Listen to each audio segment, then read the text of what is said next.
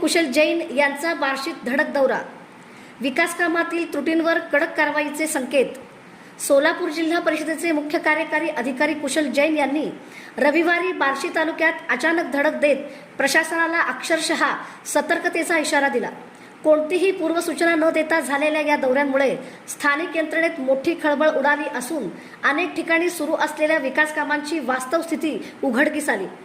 पंचायत समितीपासून थेट गाव पातळीपर्यंत राबविण्यात येणाऱ्या विविध योजनांची जैन यांनी सखोल आणि बारकाईने पाहणी केली।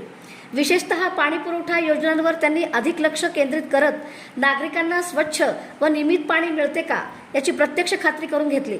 काही ठिकाणी गंभीर त्रुटी आढळून आल्याने संबंधित अधिकाऱ्यांना तातडीने सुधारणा करण्याचे सक्त आदेश देण्यात आले। ग्रामीण रस्त्याच्या कामांमध्येही अनेक उणीवा समोर आल्या। कामाचा दर्जा, संथ गती आणि ठेकेदारांची निष्क्रियता यावर जैन यांनी तीव्र नाराजी व्यक्त केली।